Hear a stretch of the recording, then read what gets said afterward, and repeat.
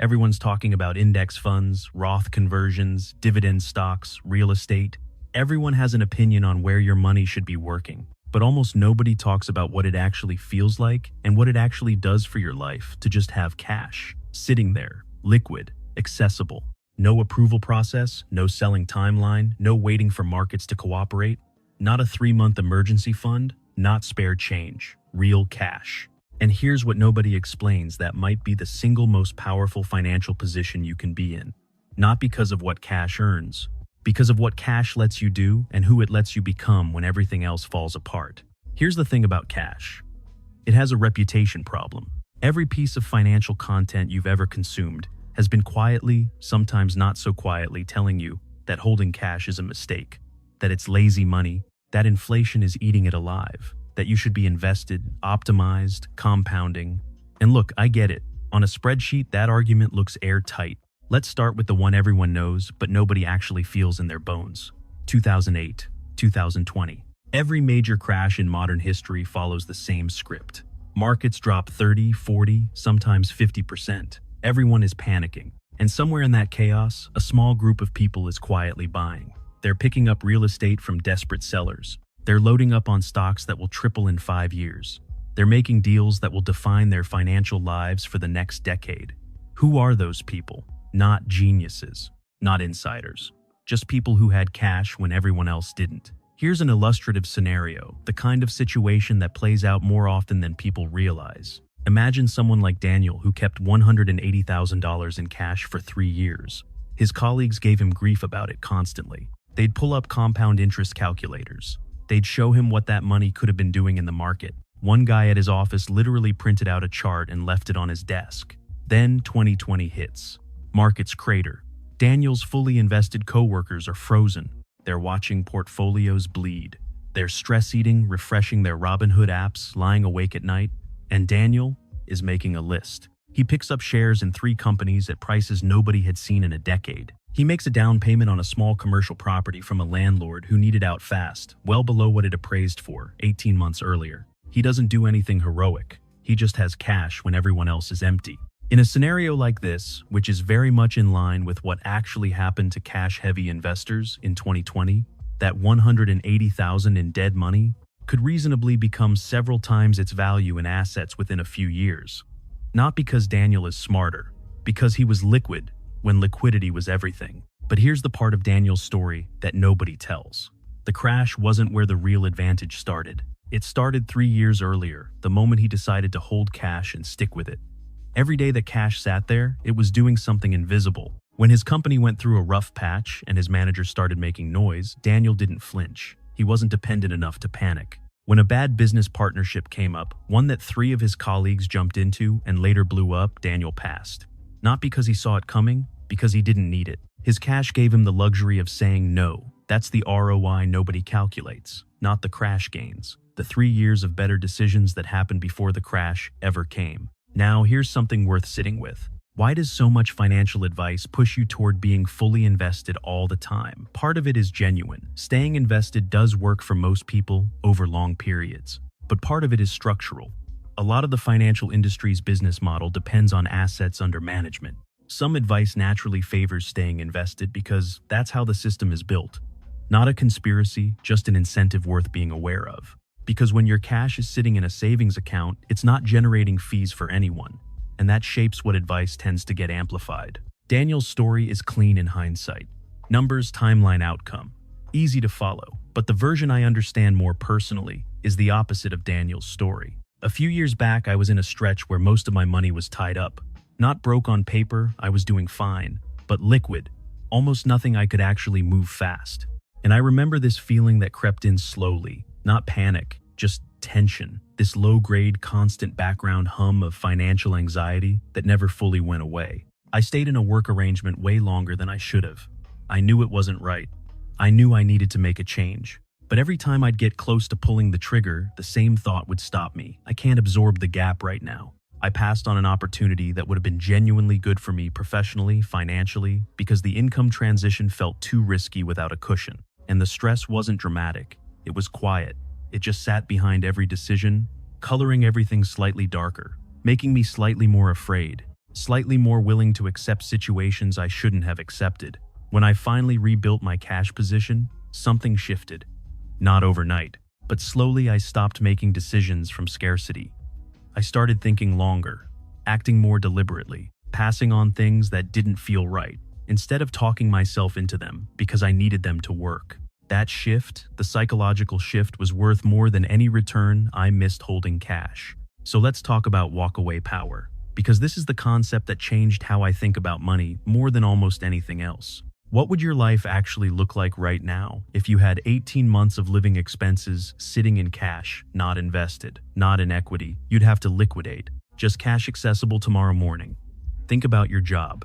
That manager who talks to you like you're replaceable, how differently would you carry yourself in that building if you genuinely knew that you could walk out tomorrow and be fine for a year and a half? Not theoretically fine, actually fine. Think about your clients, your business, relationships. How much stronger is your negotiating position when you don't need any specific deal to work out, when you can look across the table and genuinely mean it when you say this? Doesn't work for me. Most people stay trapped in situations that are wrong for them. Bad jobs, bad partnerships, bad living situations. Not because they lack courage, because they can't afford the gap.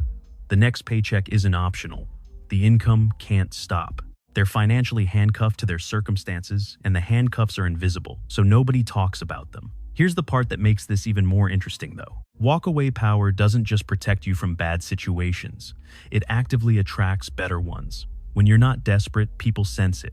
It changes how you show up in rooms. Employers treat you differently when they can feel you're choosing to be there rather than trapped there. Counterparties negotiate differently when they know you can walk. There's a certain quality that comes through a groundedness, a lack of urgency that people read as competence and value accordingly.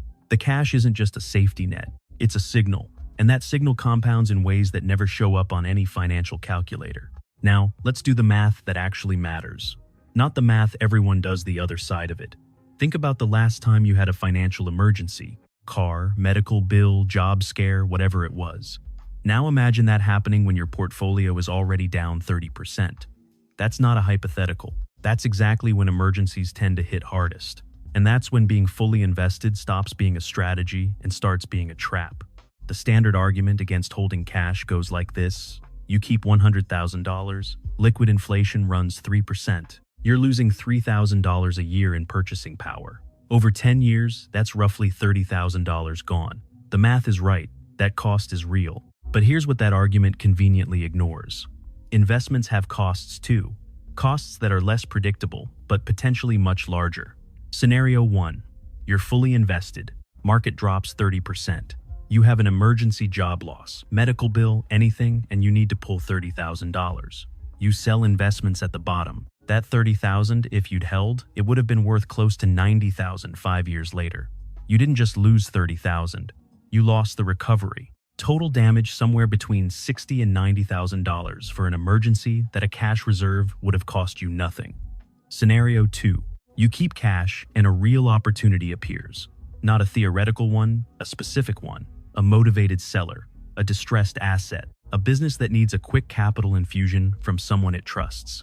You deploy $50,000 at 40% below fair value.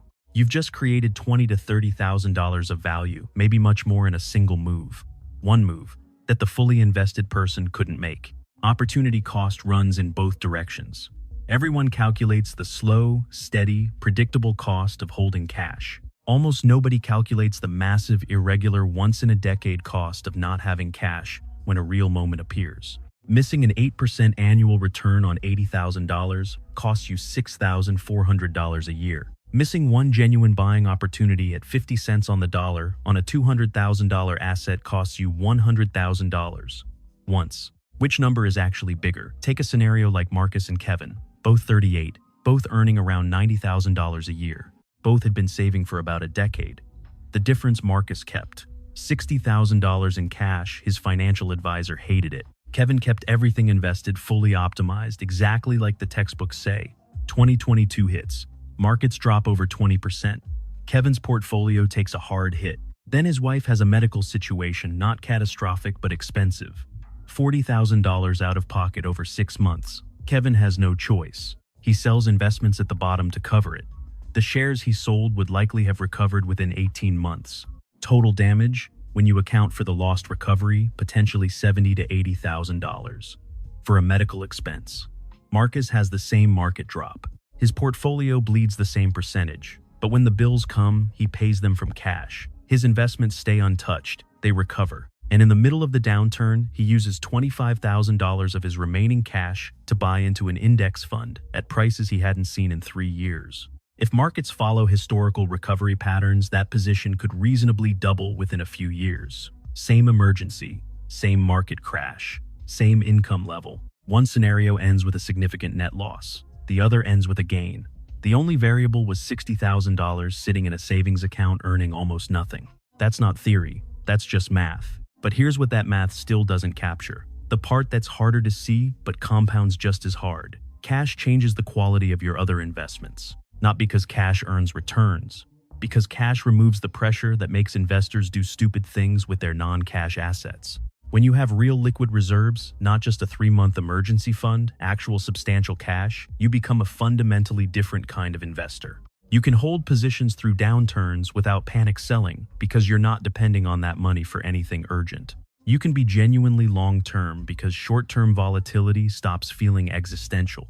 Think about how most people actually behave with their investments. They buy high because they finally feel confident when markets are up. They sell low because they can't handle watching the numbers drop when they're already stressed about other things. They make emotional decisions constantly, not because they're irrational, but because they're operating without a buffer. Every market movement feels like a crisis because they have no liquidity to absorb it. Here's the part that's hard to quantify, but very real. Studies on investor behavior consistently show the average person earns 2 to 3% less per year than the funds they're invested in. Not because they pick bad funds, but because they buy and sell at the wrong times. Emotional decisions, panic moves. Over a 30-year investing career, that gap compounds into an enormous difference. Hundreds of thousands of dollars, for some people more. A large portion of that gap can close when you have real cash reserves. Because many of the emotional triggers disappear, the emergency doesn't force you to sell at the bottom. The anxiety doesn't make you check your portfolio daily. The volatility stops feeling like a personal emergency. That pattern, buy high, sell low, repeat, tends to destroy more wealth than people realize. And in many cases, it traces back to insufficient cash reserves. The person with 2 years of expenses in cash plus an opportunity fund can watch their portfolio drop 40% and feel something close to calm, maybe even a little excited. They know they can hold. They know they can add at lower prices. They're not checking their account balance every 6 hours, wondering if they should do something. They have the one thing that makes compounding actually work over decades: patience. Patience isn't a personality trait. It's a financial condition. You can buy it. It costs you 3% a year in inflation. It's worth 10 times that. So what does this actually look like in practice? What numbers are we talking about? Let's say your monthly expenses run around $4,500. That's $54,000 a year. 2 years of expenses is $108,000. That's your foundation, your walkaway fund, your psychological stability, your don't have to make any desperate decisions money. On top of that, you want what I'd call an opportunity reserve. This is money you're keeping liquid on purpose, not for emergencies, for moments. How much depends on what you're positioned for. If real estate is your thing, you need enough for a meaningful down payment, ready to move fast when a motivated seller appears. If you're building toward owning a business, you need startup runway. If you want to deploy into markets during the next crash, you need enough to actually matter, not $10,000, something that will move the needle on your net worth. The right number varies a lot depending on your income, industry, family situation, and risk tolerance. But for households prioritizing financial flexibility, people who want real walkaway power and the ability to act on opportunities, you're often looking at somewhere between $150,000 and $250,000 total in liquid cash. That's a high bar for many Americans, and that's okay.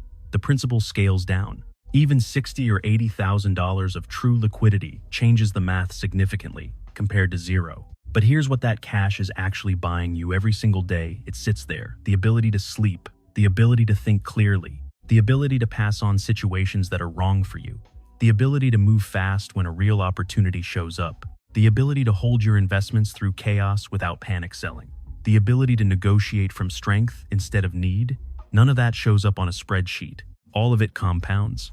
Let me leave you with a reframe. Most people think about cash as what's left over after they've done the real financial work. After the investments, after the bills, after the contributions, whatever's sitting and checking is just waiting to become something useful.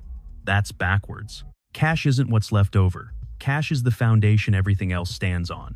It's what lets your investments actually compound instead of getting sold at the worst moment. It's what lets you negotiate from strength instead of desperation. It's what lets you hold out for the right opportunity instead of settling for whatever's available right now. Warren Buffett has often kept massive cash reserves at Berkshire Hathaway, well over $100 billion in some reporting periods. Not because he doesn't understand inflation, because he's watched enough market cycles to know that the single most valuable thing you can have during a crisis is dry powder. Everyone else is frozen. You're shopping. To be clear, this is not an argument against investing. The point isn't to hoard cash forever. It's to hold enough liquidity that you never get forced into a bad decision. Cash is a tool, not a religion. The goal is enough runway to protect your investments, act on real opportunities, and make decisions from strength instead of fear. The financial system will keep telling you that idle cash is a mistake, that every dollar not working is a dollar dying. And there's just enough truth in that to make it convincing. But the people with real financial freedom, not just high net worth on paper, actual freedom to do what they want, leave what they need to leave, buy what nobody else can buy. Many of them keep more cash than their advisors recommend because they've figured out what this video is really about. Cash isn't a number in your account. Cash is a state of mind. And that state of mind, calm, patient, unafraid, is worth more than any return you'll ever miss.